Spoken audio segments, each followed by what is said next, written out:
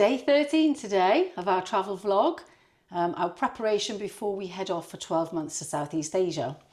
Today we have 5 amazing tips for you guys based on our experience previously and our thoughts moving forward of booking accommodation.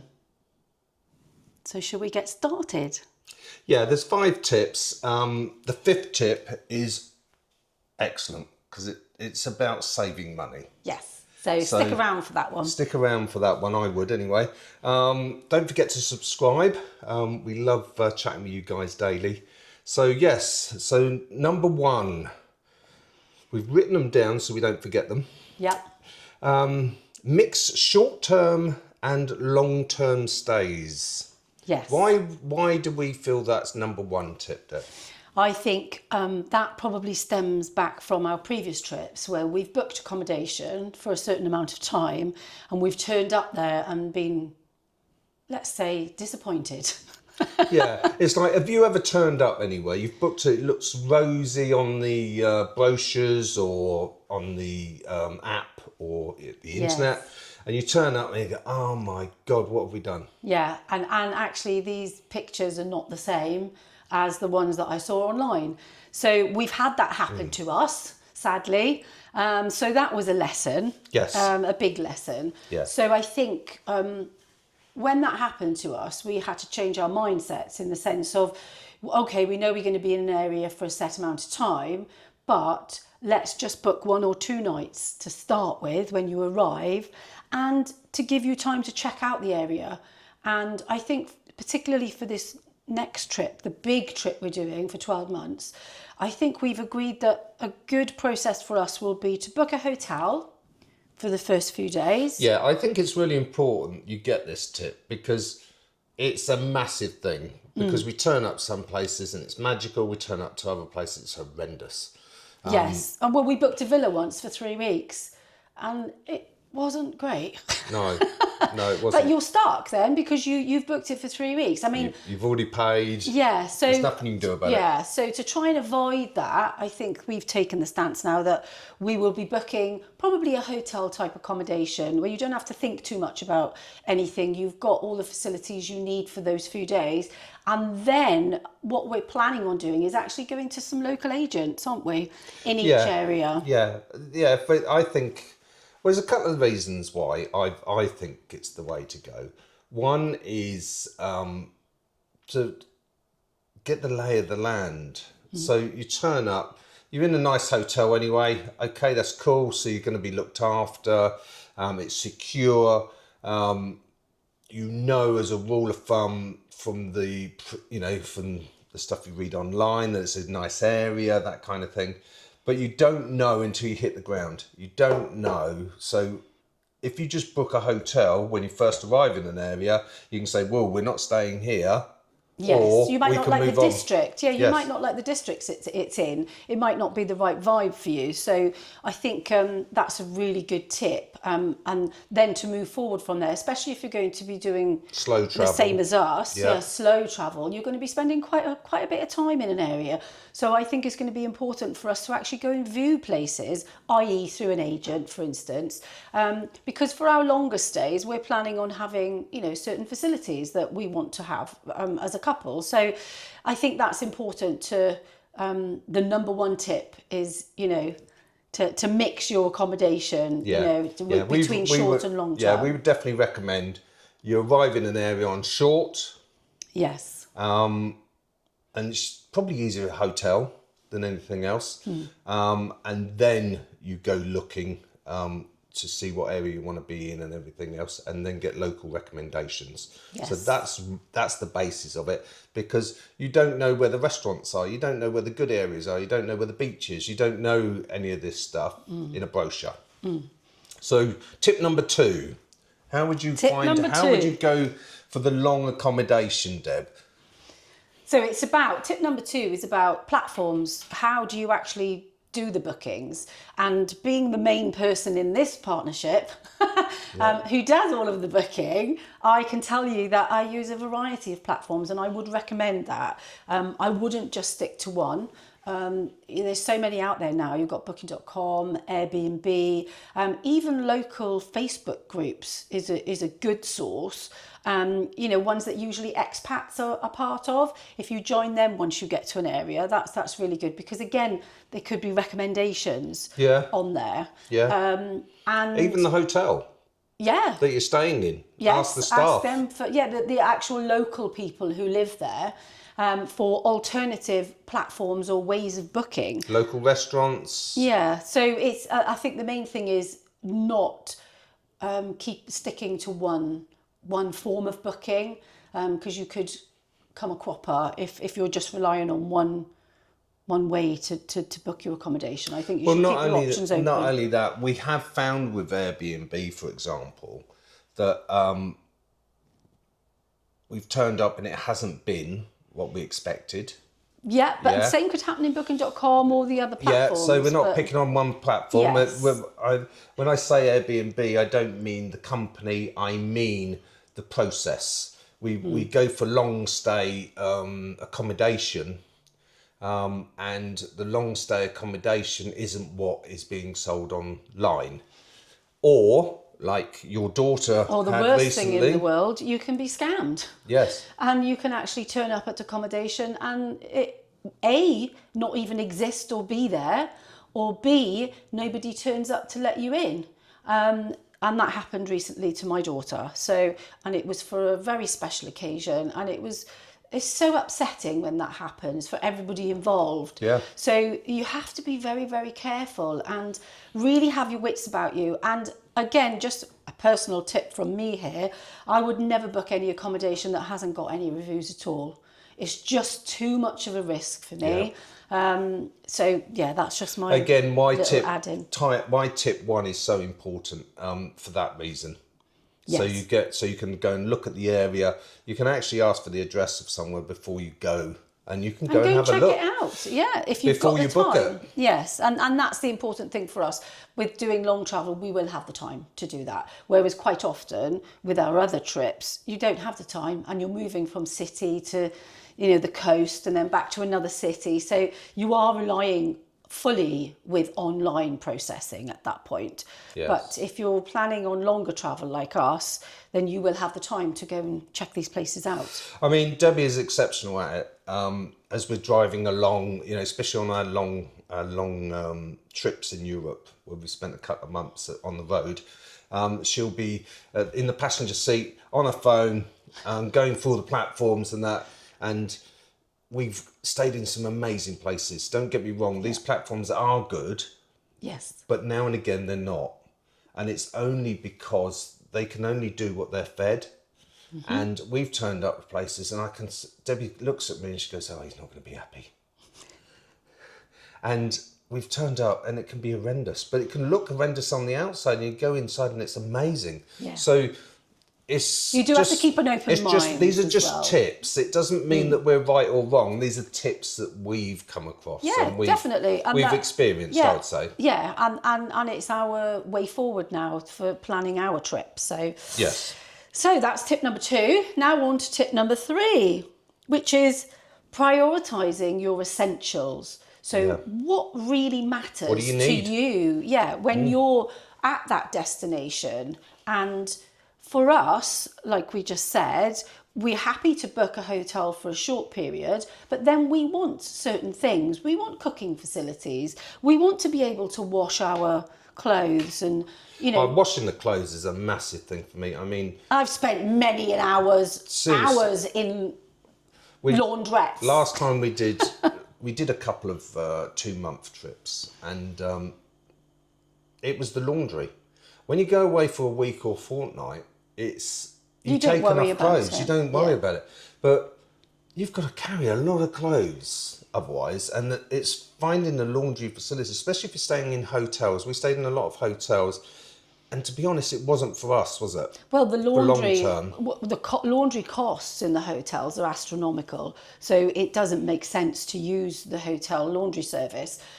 So we did find ourselves going to local laundrettes, but the laundrette might be a mile away or more, you know. And yeah, I mean, that wasn't a fun part of my days, shall we say, when I had to sit in the and working out. It's all in a foreign language, working out the money and what you put in. I mean, I've just Process. been so lucky so far that I've had wonderful people that have been in there have helped me, but that's not always the case. So again, it's about what's important to you to make your stay comfortable and to make it you enjoy it to the fullest. And for me, a washing machine is definitely an essential, and the cooking facilities and location. You know, do you want to be near a beach? Do you want to be in a quiet area? Do you want to, do you want to be in a lively area? What are the neighbours like? Yeah, so I think that's really making a list of what you're looking for from that accommodation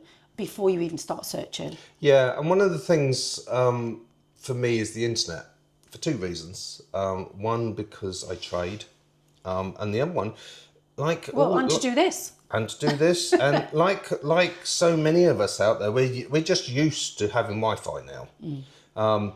Obviously, you've got to make sure that you carry VPNs and ways that people can't hack your Wi-Fi. So what is a VPN for anybody who doesn't know what a VPN is? I mean, I'm not an IT specialist, but a VPN basically is a way of safeguarding your connection to the Wi-Fi. So people can't just hack straight into your Wi-Fi, which makes it impossible, to my knowledge, that they cannot get access to your phones or your computers. And that's where you're holding,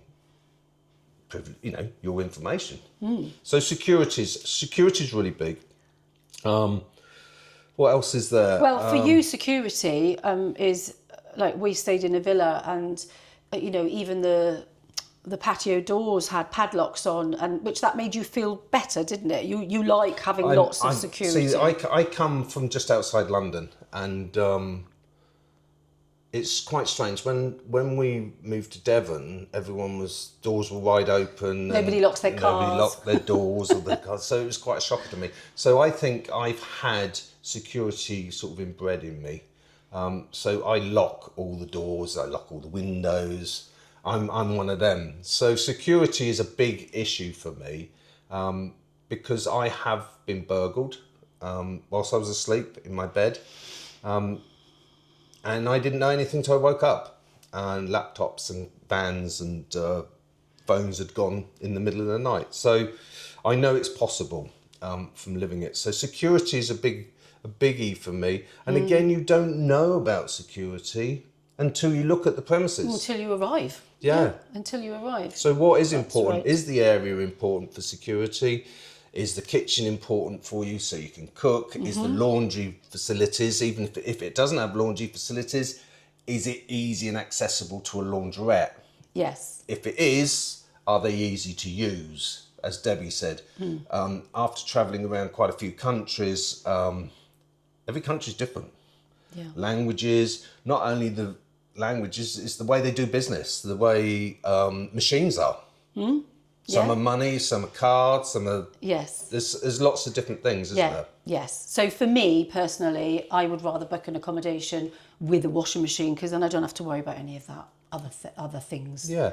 And then obviously, because we're travelling around, slow travel, as you say, we might not have a car. So we want somewhere that's local public transport. Yes. So is it easy to get to? Do you feel safe in that area again? Yes. Me with my safety head on. Yeah. So I think that's it for tip number 3. So we're now on to tip number 4. Yes, which is where you are the expert rather than me, because I'm not a reader. I've got dyslexia and I'm just not a reader. So I prefer listening to people than reading stuff. And Debbie is excellent reader. So she reads reviews. So tip number 4 is always check the reviews, because we live in a modern world now that reviews mean everything and they're commonplace. Yes. So everybody would expect you to be looking at the reviews. Now, I will say take the reviews with a little bit of a pinch of salt.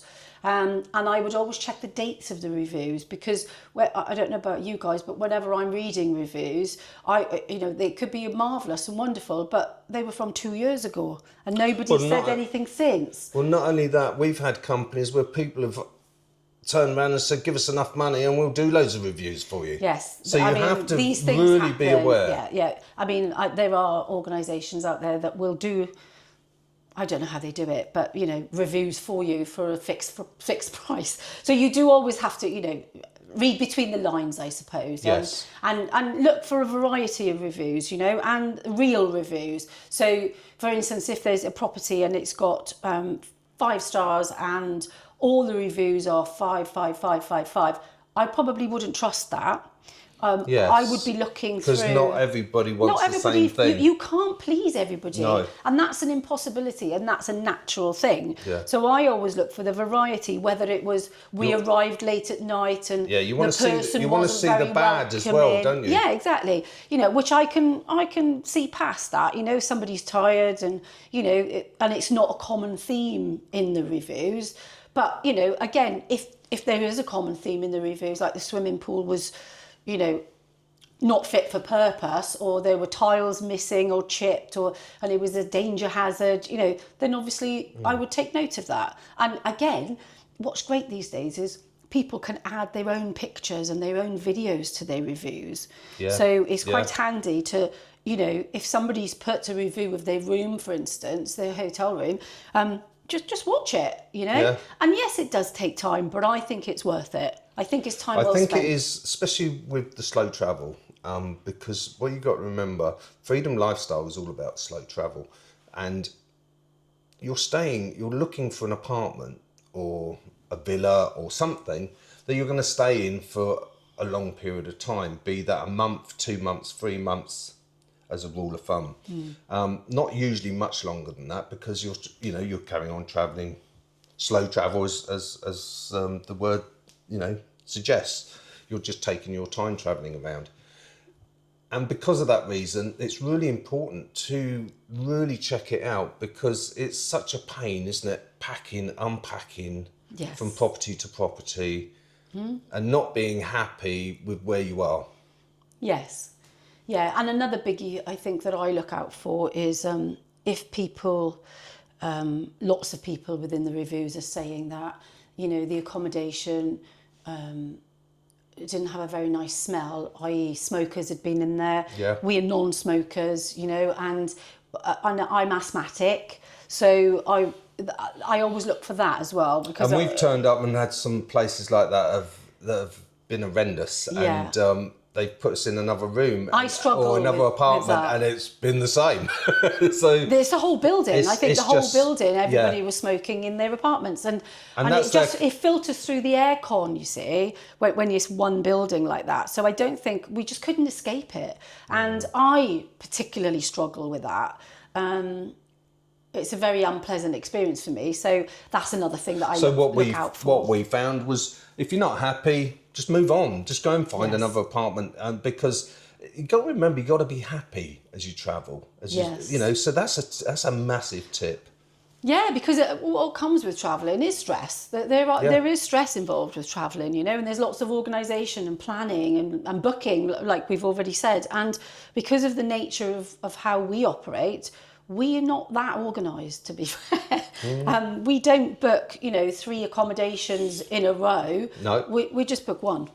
And then once we're at that accommodation, we'll start thinking about the next one. So it's always on your mind, and there's always something to do. So it can be quite stressful. So it's important to, I think, have these tips in your mind as a process, and hopefully you won't come a cropper like we have a couple of times. And we've heard of people becoming a cropper. So that leads us on to the last tip, number 5. Tip number 5. And if you're still with us, thanks for staying around. Yes. And do subscribe to see more. So what's tip number 5 then, Deb? Well, it's written down there, look. It's negotiate for better rates. Now, a lot of people, especially British people, really struggle with bartering and negotiating. We get embarrassed we don't really feel comfortable doing it, do we? No, but you should. You And should. especially in other countries, because for them, It's quite normal. often, it's the norm. Well, you think if you spent 25,000 a year on your travel, if you spent 50,000, 10% of that could If be you can save if you that. can save 10%, that's a lot of Yes. money. And I think another good thing is if you're doing a slow travel, we will be saying to the agents in situ when we're looking for our longer term place, well, will you give us a discount because we're staying for X amount of weeks rather than just the one? And we're hoping that they'll be open to that. So it's always worth asking, is what I would say. Never be scared. And we'll always put links below our videos on anywhere that we stay and we recommend. Oh yeah, definitely. Automatically. And that they're open to negotiation. Yes. Yeah, we'll keep you guys updated, along the way. But it's always easy to. I find it quite easy to negotiate once you start. Once you get Getting over too that used to it. embarrassment and insecure feeling of doing it. It just becomes normal then, I think, and easier. And what you've got to remember is that asking for a discount is actually beneficial to the owner and the agent. And the reason it's beneficial is because there's no voids. Basically, you're going to stay there for a long time. So they're actually going to make more money from you because of the amount of times the place won't be empty and the amount of times that it doesn't need changing and everything else. So there's a lot of benefits for them to actually accept you at a slight discount or a big discount, whatever you can get, for you to stay a long period of time. So don't forget that. You're doing them a favour. Yes, and I like to spin it on its head and think of it that way. What if it was my property? What if it was my business? What would serve my business better? Having the insecurity of not knowing if you're going to get bookings at all, or just one or two over, say, an 8-week period, or somebody comes along and says, I'll take the whole 8 weeks, Yes. but for a discounted rate. Exactly. As a business owner, I would definitely be saying yes to that. I would. Because it makes sense. Not only that, to be honest, when you stay somewhere for long, it's like going to a restaurant every Friday or a restaurant every Saturday. They get to know you, yeah? Yeah. They like you, you like them, that's why you keep going back. And guess what?